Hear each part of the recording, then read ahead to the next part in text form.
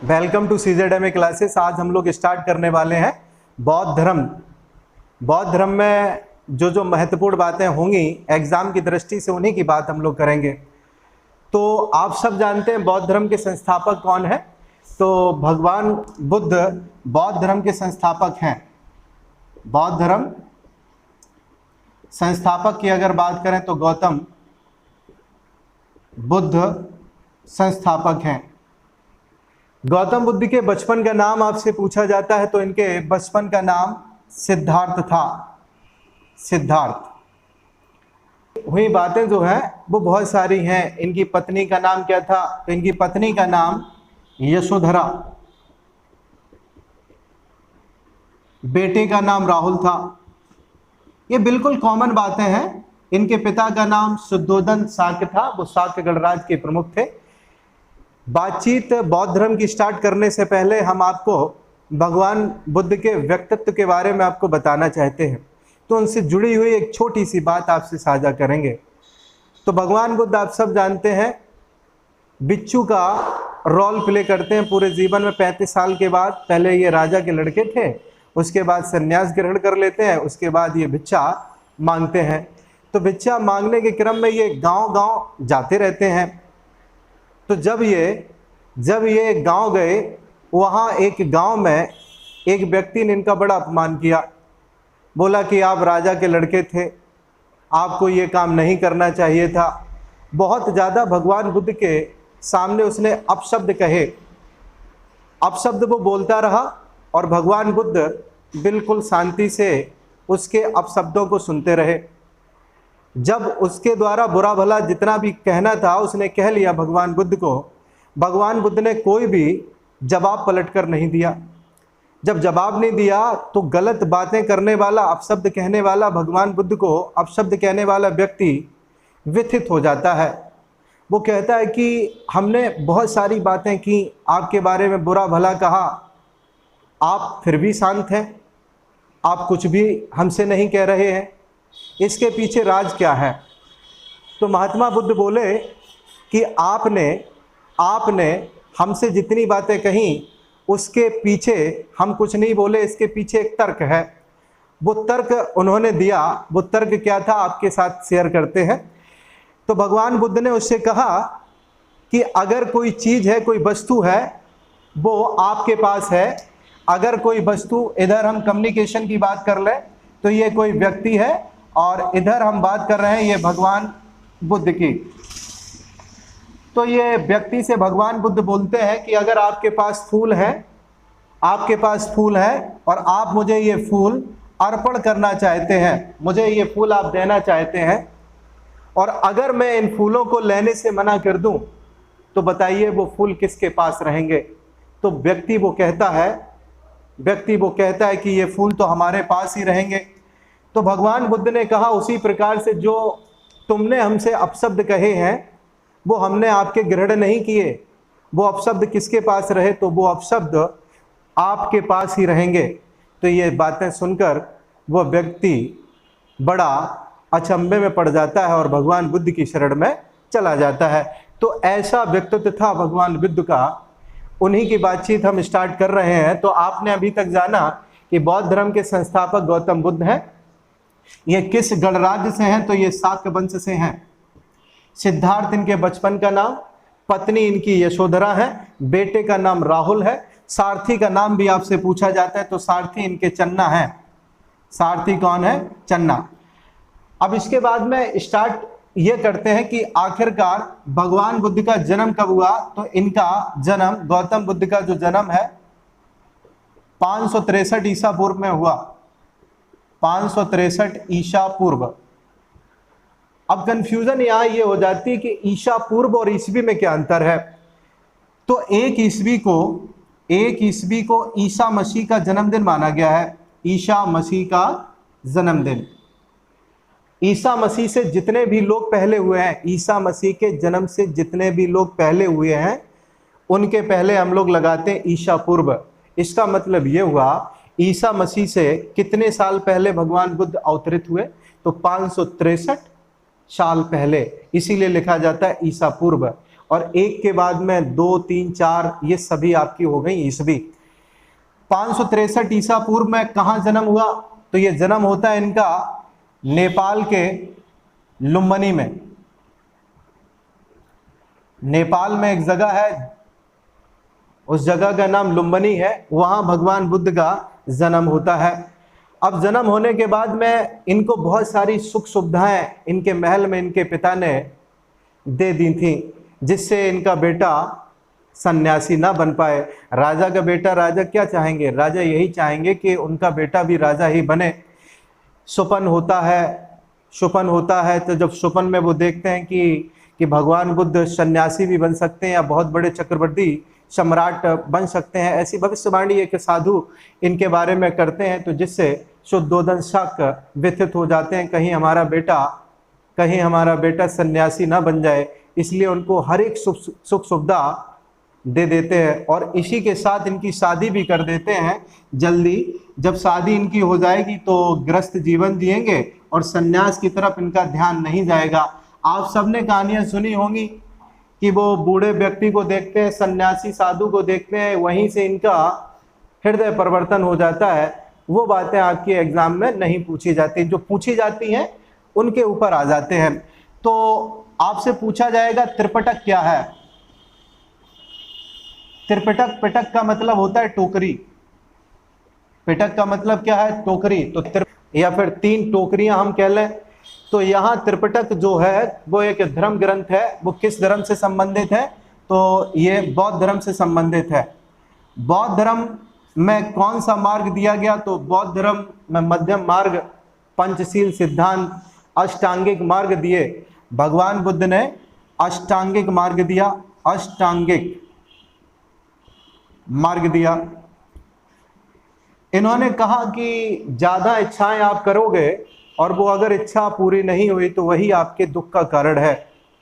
दुख का कारण क्या है? तो उन्होंने बताया कि आपकी जो तृष्णा है, जो इच्छा है, वही दुख का कारण है। इसके बाद में जान लेते हैं कि बौद्ध धर्म में 3 चीजें कौन कौन प्रसिद्ध है। तो त्रिरत्न बौद्ध धर्म में प्रसिद्ध है। वो 3 कौन कौन से रत्न है? तो वो 3 रत्न है, बुद्ध, धम्म और संघ।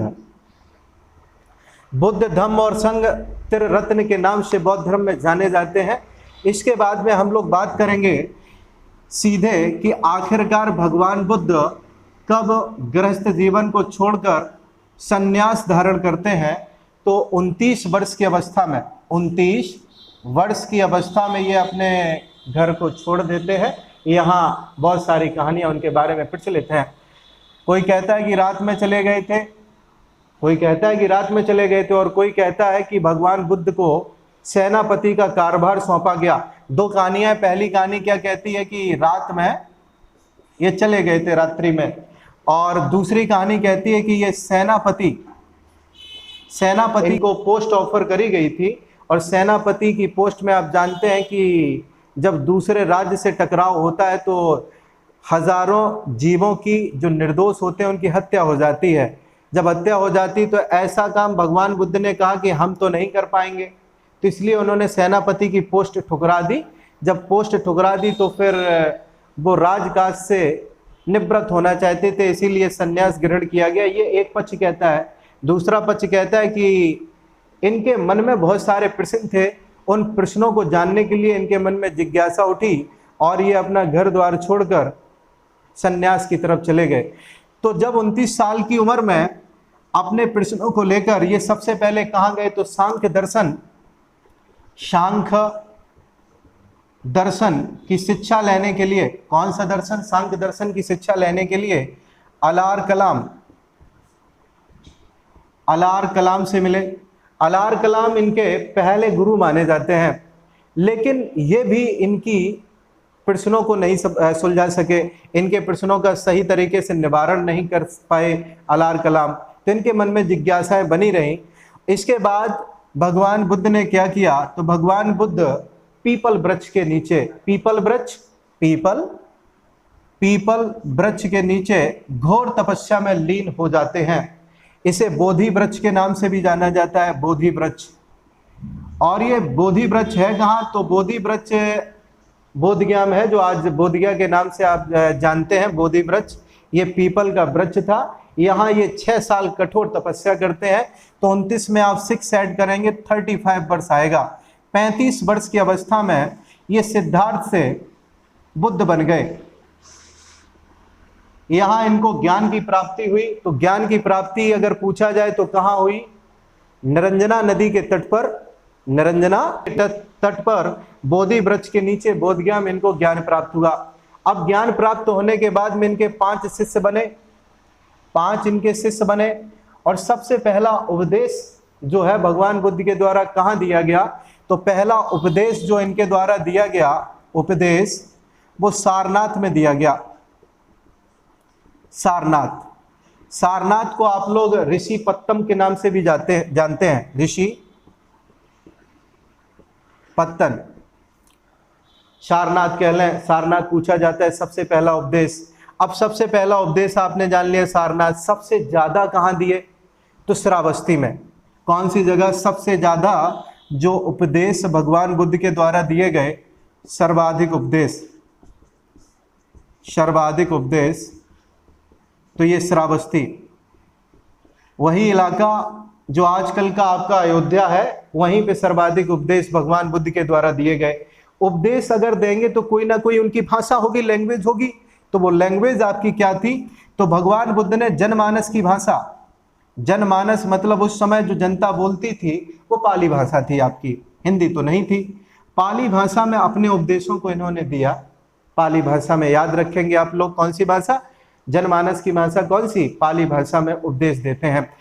अब इसके बाद हम लोग बात करते हैं भगवान बुद्ध की मृत्यु से संबंधित जो बातें हैं। तो भगवान बुद्ध को निर्वाण प्राप्त होना, निर्वाण का मतलब क्या होता है? एक निर्वाण होता है, एक महापरिनिर्वाण होता है। इसको पहले जान लेते हैं। निर्वाण का मतलब ज्ञान से है। इनको ज्ञान कब मिला? तो आंसर आप करेंगे 35 वर्ष में। महापरिनिर्वाण कब हुआ? तो कहीं कहीं लिखा है कि 80 वर्ष की उम्र में इनका देहावसान हो जाता है। महापरिनिर्वाण यानी कि मृत्यु हो जाती है। कहाँ होती है? कुशीनगर या फिर कुशीनारा, कुशीनगर या फिर कुशीनारा, कुशीनारा में इनका देहांत हो जाता है। भगवान बुद्ध को उस समय के तत्कालीन जो राजा थे उनका संरक्षण प्राप्त था। तो सर्वाधिक अगर बात करें तो उस समय किसका शासन था? तो शासन था अजातशत्रु का। और इनकी मृत्यु कब होती है? 483 ईसा पूर्व में। 483 ईसा पूर्व में इनका देहांत हो जाता है। और उस समय अजातशत्रु शासक था। अजातशत्रु ने प्रथम बौद्ध संगीति भी करवाई, वो 483 ईसा पूर्व में करवाई। 4 बौद्ध संगीतियां आपसे पूछी जाती हैं, पहली, दूसरी, तीसरी और चौथी। चौथी आपको पता है किसने करवाई? कनिष्क ने। तीसरी आपको पता होनी चाहिए, बहुत इंपॉर्टेंट है। पहली तो आप जान गए, अजातशत्रु ने करवाई बौद्ध संगीति 483 ईसा पूर्व में। दूसरी कब होती है? तो 383 ईसा पूर्व में होती है। तीसरी की अगर बात करें तो ये 250 ईसा पूर्व में होती है। ये आपकी सर्वाधिक पूछी जाती है। अशोक के काल में होती है, अशोक के काल में 250 ईसा पूर्व में होती है। इसकी अध्यक्षता कौन कर रहे थे? तो मोगली पुत्र तिष। इसके बाद में चौथी अगर बात करें तो चौथी बौद्ध संगीति आपकी होती है कनिष्क के काल में। जब कनिष्क के काल में जब ये होती है तो यहाँ बौद्ध धर्म 2 धर्मों में बढ़ जाता है, 2 उसकी ब्रांचें हो जाती हैं। एक हो जाती है हीनयान और दूसरी आपकी हो जाती है महायान। इनके बारे में हम लोग चर्चा करेंगे, अभी बस जनरल बातें जान लेते हैं। यहाँ से हम 2 वीडियो बौद्ध धर्म के करेंगे। जितनी भी महत्वपूर्ण बातें हैं उन सबको हम लोग लिख लेंगे एक एक करके। हीनयान और महायान कनिष्क के काल में बढ़ जाता है, ये 1 ईस्वी में होती है। और महायान का मतलब होता है जो मूर्ति पूजा को बढ़ावा दे। भगवान बुद्ध की मूर्ति पूजा आप जानते हैं कि 1 ईस्वी से ही चालू हुई थी, उससे पहले मूर्ति पूजा नहीं होती थी उनकी। गंधार कला शैली में उनकी पहली मूर्ति बनी। पहली मूर्ति की अगर बात करें तो मथुरा शैली या फिर गंधार कला शैली में उनकी मूर्ति बनी भगवान बुद्ध की। महायान वाले ऐसे लोग होते हैं जो मूर्ति पूजा में विश्वास करते हैं, जबकि हीनयान मूर्ति पूजा में विश्वास नहीं करता है। और यह भी क्वेश्चन आपसे पूछा जाता है, चौथी बौद्ध संगीति में अध्यक्ष कौन थे? तो आपके अध्यक्ष थे वसुमित्र। वसुमित्र बुद्ध चरित्र किसने लिखी, ये सब जितने भी क्वेश्चन है, ज्वलंत क्वेश्चन, इन सब के बारे में हम अलग से सेकंड वीडियो में डिस्कशन करेंगे। आज की बात यहीं तक सीमित रहेगी।